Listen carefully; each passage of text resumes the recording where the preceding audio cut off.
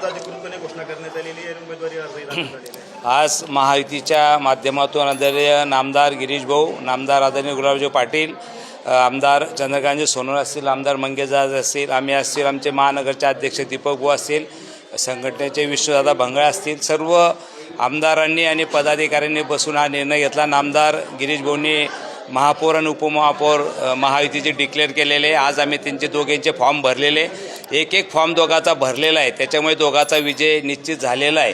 कारण दुसरा कुठला तिसरा कुठलाही फॉर्म नसल्यामुळे महायुतीचा नक्कीच आमचा जल्लोष होणार आहे. आणि पुन्हा मी जनतेला धन्यवाद देईल की जनतेने आम्हाला महायुतीला आशीर्वाद दिलेले. पुन्हा राहिलेली जी काही जनतेची सेवा आहे ते आम्ही आमच्या नेत्यांनी आज आश्वासन दिले की राहिलेल्या विकासासंदर्भात महायुतीच्या माध्यमातून आदरणीय आमचे राज्याचे मुख्यमंत्री देवेंद्रभाऊ असतील, उपमुख्यमंत्री शिंदेसाहेब असतील, त्यांच्या माध्यमातून राहिलेला विकास आम्ही पूर्ण करण्याचा नक्कीच प्रयत्न करणार.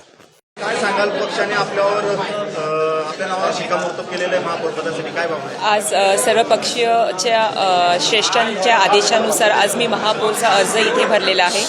त्या आमचे जे नेते देवेंद्रभाऊ फडणवीस साहेब, माननीय उपमुख्यमंत्री एकनाथजी शिंदे, आमचे जलसंपदा मंत्री गिरीश महाजनजी, मंगेशदादा चव्हाण, आमचे आमदार राजू राजूमामा भोळे, आमच्या खासदारताई रक्षाताई खडसे, गुलाबराव पाटील मंत्री आमचे, खासदारताई रक्षाताई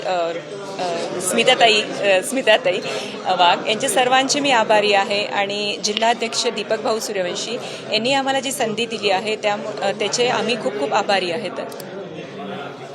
आपल्याला उपमहापौर पद मिळालेलं आहे, काय भावना आहे? नमस्कार, मी मनोज चौधरी. मी प्रभाग 9 मधून शिवसेनेकडून निवडून आलो होतो. मी अगोदर आपल्या महाराष्ट्राचे उपमुख्यमंत्री अजितदादा पवार जे दुर्घटना झाली त्यांना श्रद्धांजली देतो शिवसेनेतर्फे.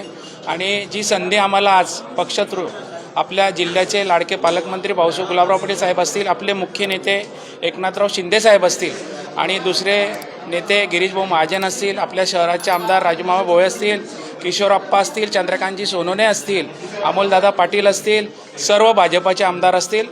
चुकून कोणाचं नाव सुटलं असेल त्यांची माफी मागतो. आणि दोघी जिल्हा प्रमुख शिवसेनेचे असतील, भाजपाचे असतील, सर्वांच्या मदतीमुळे आणि सर्वात मुख्य म्हणजे जे 70 नगरसेवक ज्यांनी आम्हाला एकत्र पाठिंबा दिला त्याबद्दल मी त्यांचेही आभार मानतो.